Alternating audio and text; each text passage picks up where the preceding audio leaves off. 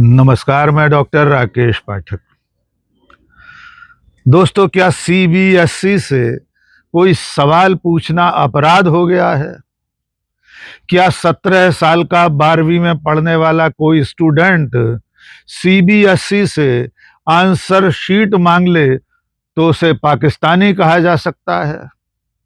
क्या सीबीएसई से answer sheet मांगना ऐसा अपराध है कि दूरदर्शन पर बैठा हुआ एंकर उसे पाकिस्तानी करार दे दे? क्या सीबीएसई से अपने लिए न्याय की गुहार करना देशद्रोह है, एंटी नेशनल होना है? यकीनन आपका जवाब होगा कि इनमें से तमाम सवाल ही नाजायज हैं।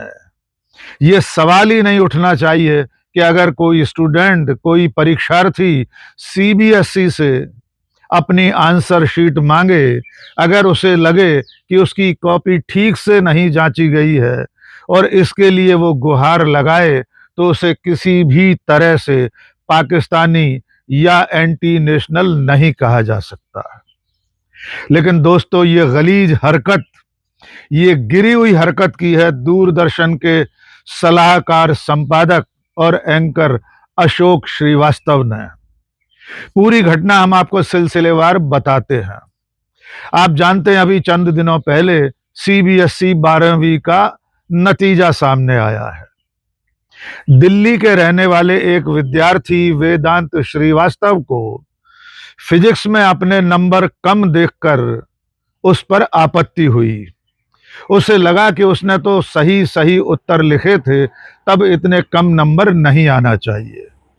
उसने सीबीएसई से विधिवत प्रक्रिया के अंतर्गत अपनी आंसर शीट मांगी और इसके साथ ही उसने पुनर्मूल्यांकन का अनुरोध भी किया, यानी री इवैल्यूएशन। वेदांत का मानना था कि उसने उत्तर सही लिखे हैं, इसलिए उसके नंबर जितने दिख रहे हैं उससे अधिक होना चाहिए।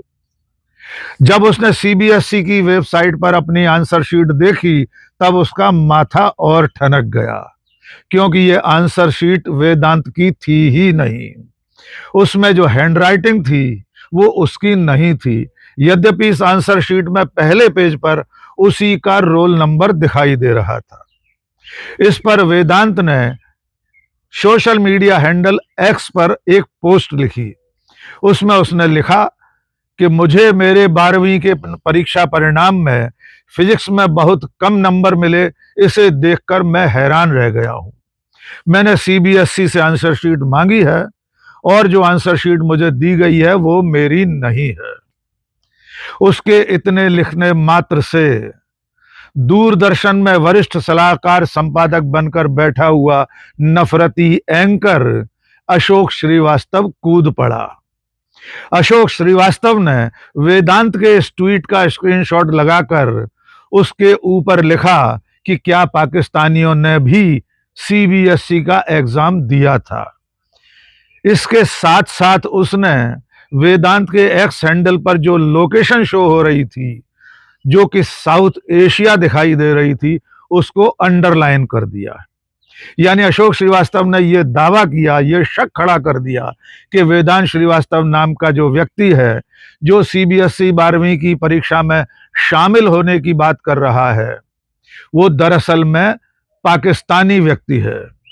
यानी इस नाम का हो सकता है कोई विद्यार्थी न हो और ये कोई पाकिस्तानी हैंडल है जो अपनी आंसर शीट मांग रहा है।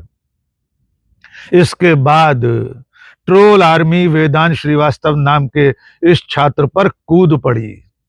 उसकी टाइमलाइन पर, वेदांत की टाइमलाइन और अशोक श्रीवास्तव की टाइमलाइन पर उसको जमकर गालियां दी जाने लगी। उसे एंटी नेशनल, देशद्रोही, सोरोस के गिरोह का व्यक्ति तक बता दिया गया, जबकि वेदांत श्रीवास्तव सचमुच में दिल्ली में रहने वाला 12वीं का एक विद्यार्थी है। उसने बाकायदा परीक्षा दी थी और ये बात थोड़ी ही देर बाद सीबीएसई के जवाब में भी साबित हो गई। वेदांत ने अपने ट्विटर हैंडल पर अपनी गणित और अंग्रेजी की आंसर शीट भी पेश कर दी, जिससे उसकी हैंडराइटिंग साफ समझ में आ रही थी, जबकि सीबीएसई की वेबसाइट पर उसकी जो आंसर शीट फिजिक्स की दिखाई दे रही थी वो उसकी नहीं थी। ये पल भर में ही साबित हो गया। इसके बाद थोड़ी देर बाद सीबीएसई ने पूरी जांच पड़ताल करके वेदांत को सूचना दी, बाकायदा उसे लिखित में जवाब दिया कि आपकी शिकायत सही पाई गई है। और इसके साथ ही सीबीएसई ने बताया कि आपके नंबर दुरुस्त कर दिए गए हैं और उसकी जो वास्तविक आंसर शीट थी वो भी उसे पेश कर दी गई। यानी कुल मिलाकर वेदांत का जो दावा था, उसकी जो शिकायत थी कि उसे फिजिक्स में जो कम नंबर दिए गए हैं वो पूरी तरह गलत है। उसकी ये बात भी सही थी कि ये आंसर शीट उसकी नहीं है जो सीबीएसई ने शुरू में उसे दिखाई थी। तो ये पूरी तरह साबित हो गया कि वेदांत श्रीवास्तव 12वीं में पढ़ने वाला एक विद्यार्थी है। उसने परीक्षा दी थी, सीबीएसई ने गलती से किसी और की आंसर शीट जांचकर उसे कम नंबर दिए थे। लेकिन एक सवाल अब भी बाकी था कि आखिर वेदांत श्रीवास्तव के एक्स हैंडल पर साउथ एशिया लोकेशन क्यों आ रही थी। हम ये बात स्पष्ट कर दें कि जब भी आप कोई सोशल मीडिया प्रोफाइल बनाते हैं तो उस अकाउंट को बनाते समय वो ऐप आपसे लोकेशन मांगता है, जो या तो रीजन के रूप में दर्ज होती है या फिर कंट्री के रूप में।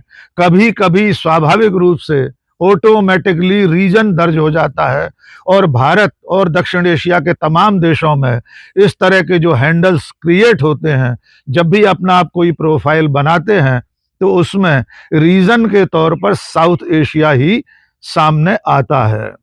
ऐसे अनेक हैंडल होंगे आज भी जिनके लोकेशन में साउथ एशिया दिख रहा होगा।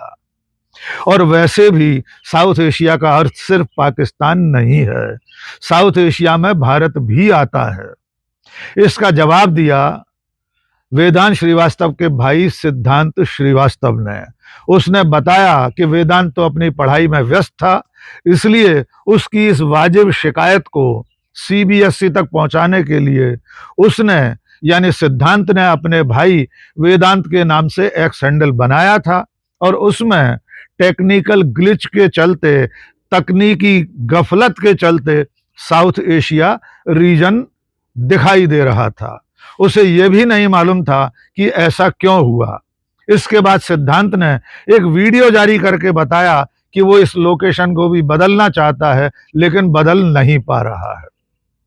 लेकिन तब तक पूरे देश में राइट विंग के नफरती ट्रोल्स ने अशोक श्रीवास्तव के ट्वीट के बाद, अशोक श्रीवास्तव के ये लिखने के बाद कि क्या पाकिस्तानियों ने भी सीबीएसई का एग्जाम दिया था, वेदांत श्रीवास्तव को देशद्रोही ठहरा दिया। उस पर तमगा लगा दिया, उस पर ठप्पा लगा दिया कि वो पाकिस्तान का एजेंट है, वो सोरोस का पट्टा है। इस पूरे घटनाक्रम में दिल्ली के एक वकील विनीत जिंदल का नाम भी सामने आया।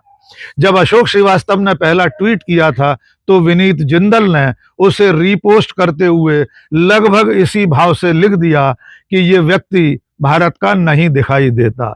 यानी वेदांत श्रीवास्तव के ट्वीट पर लोकेशन के चलते वकील विनीत जिंदल ने भी संदेह का प्रश्नवाचक चिन्ह लगा दिया। बाद में जब वेदांत के भाई सिद्धांत ने अपनी बात साफ तौर पर सोशल मीडिया पर रख दी, उसने लोकेशन के बारे में भी बता दिया कि इसमें उसकी कोई गलती नहीं है। उसके बाद इस वकील विनीत जिंदल ने वेदांत के परिजनों से फोन पर बात की, उनसे संपर्क किया और इसके बाद इसने खुद भी ट्वीट करके बताया कि वेदांत श्रीवास्तव नाम का विद्यार्थी सचमुच में है और उसके आंसर शीट में गड़बड़ी पाई गई थी। चौतरफा गालियां पड़ने के बाद दूरदर्शन के इस वरिष्ठ सलाहकार, संपादक और एंकर अशोक श्रीवास्तव ने एक्स पर ही एक माफीनामा जारी किया। तब अशोक ने लिखा, अभी जानकारी मिली है कि वेदांत नाम का स्टूडेंट वास्तव में एक छात्र है। हालांकि उसके ट्वीट की लोकेशन भारत से बाहर की क्यों दिखाई जा रही है, इसकी पर्याप्त जानकारी अभी भी नहीं मिली है। लेकिन विनीत जिंदल जी मेरे मित्र हैं और विश्वसनीय व्यक्ति हैं, इसलिए उनकी जानकारी गलत नहीं होगी। सही जानकारी मिलते ही मैं अपना पुराना ट्वीट डिलीट कर रहा हूं। और वेदांत और उनके परिवार के बारे में जो गलत जानकारी फैलाई गई उसके लिए मैं उनसे माफी भी मांगता हूं। लेकिन अभी भी उम्मीद करता हूं कि अकाउंट के लोकेशन की सही जानकारी मिले तो मामला और ज्यादा स्पष्ट होगा। कुल मिलाकर अशोक श्रीवास्तव ने माफी मांगी, अपना पुराना ट्वीट डिलीट किया, लेकिन फिर भी किंतु परंतु अगर मगर लगाकर लोकेशन वाली बात पर संदेह जताता रहा।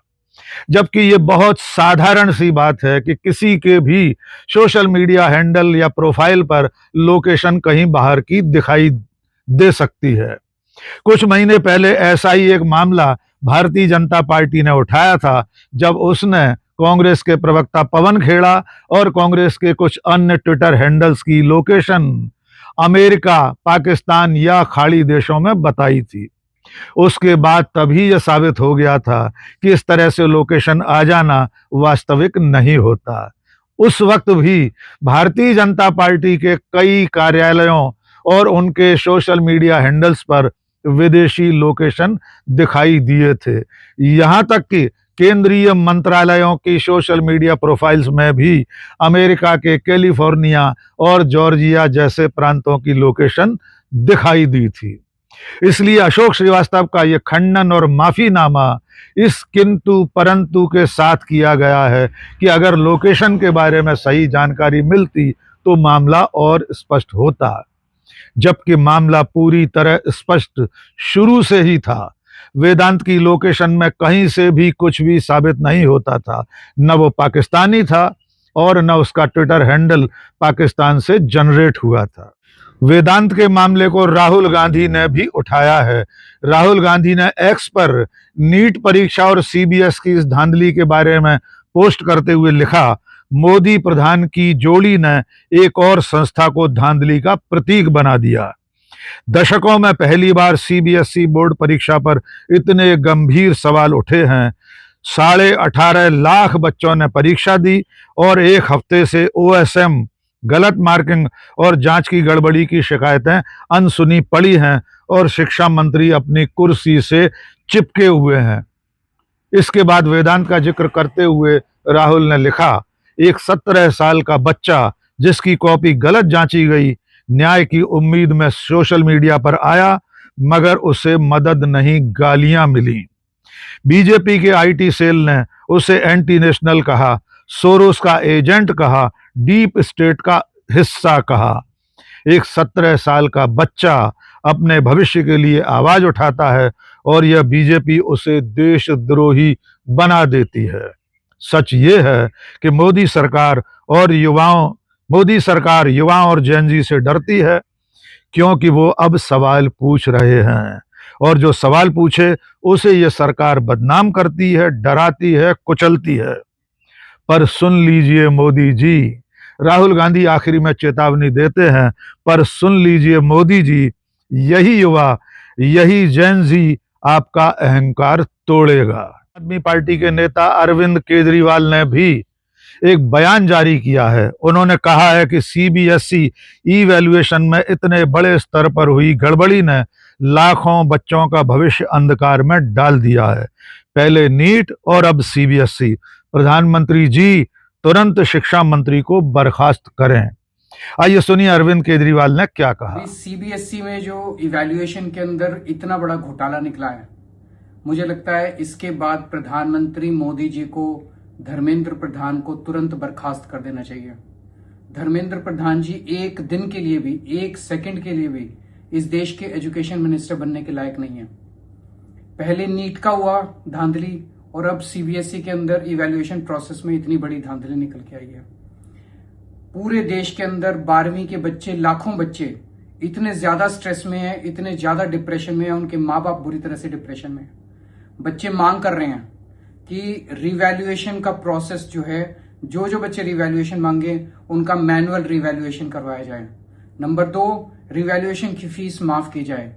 नंबर 3, ये ओएसएम का प्रोसेस पूरा खारिज किया जाए। और नंबर 4, रिवैल्यूएशन जल्द से जल्द करवाया जाए ताकि बच्चों के एडमिशन के प्रोसेस पे कोई आंच ना आ सके, वो जल्द अपने कॉलेजेस के अंदर एडमिशन ले सकें। बता रहे हैं कि कई दिनों से 4-5 दिन से इनका पोर्टल काम नहीं कर रहा, बच्चे लॉगिन नहीं कर पा रहे हैं। मेरे एक दोस्त ने मुझे बताया, उनकी बेटी है, कि वो 40 बार जब उन्होंने लॉगिन करने की कोशिश की तब जाके वो लॉगिन किया। पेमेंट गेटवे इनका काम नहीं कर रहा, जो इन्होंने स्कैनिंग की वो सारी स्कैनिंग ब्लर्ड है। ये ऐसे देश को 21वीं सदी का भारत बनाएंगे? शर्म आनी चाहिए इन लोगों को। तो प्रधानमंत्री जी कम से कम इतना कर सकते हैं, हमारे देश के लाखों बच्चे, they can not be put to trauma because of an incompetent and useless education minister. प्रधानमंत्री जी को तुरंत 1 मिनट के अंदर अभी धर्मेंद्र प्रधान को बर्खास्त करना चाहिए। तो दोस्तों, आपने देखा कि किस तरह 17 साल के 12वीं में पढ़ने वाले एक नाबालिग बेकसूर बेगुनाह विद्यार्थी को एक नफरती एंकर ने सिर्फ इसलिए पाकिस्तानी बता दिया क्योंकि उसने अपनी आंसर शीट में गड़बड़ी पर सवाल उठाया था, और उसका सवाल जायज था। सीबीएसई की जांच पड़ताल में यह साबित हुआ कि वो कॉपी जो जांची गई थी उसकी नहीं थी। इसके बाद सीबीएसई ने न केवल उसकी असली आंसर शीट उसे दिखाई बल्कि उसके नंबर भी दुरुस्त किए गए। अब बड़ा सवाल यह है कि क्या इस नफरती एंकर के खिलाफ कानूनी कार्रवाई नहीं होना चाहिए? क्या भारत सरकार को इस नफरती एंकर को नौकरी से बर्खास्त नहीं कर देना चाहिए? और क्या नीट और सीबीएसई में चल रही गड़बड़ियों के लिए केंद्रीय शिक्षा मंत्री धर्मेंद्र प्रधान को भी बर्खास्त नहीं किया जाना चाहिए? आखिर में आपसे सिर्फ इतनी सी अपील है कि इस पूरे मुद्दे पर आप क्या सोचते हैं, अपने विचार कमेंट सेक्शन में जरूर जाहिर कीजिए। आप बताइए कि जिस छोटी सी घटना पर दूरदर्शन के एंकर ने एक बेकसूर निरपराध विद्यार्थी को पाकिस्तानी बता दिया, जिसे राइट विंग की ट्रोल आर्मी ने, बीजेपी के आईटी सेल ने सोरोस का एजेंट तक बता दिया, उसके खिलाफ क्या कार्रवाई होनी चाहिए? आप खुद सुझाव दीजिए कि उसके साथ क्या सलूक होना चाहिए, उसे क्या सजा मिलनी चाहिए। आज के इस वीडियो में बस इतना ही। बहुत बहुत शुक्रिया। जय हिंद।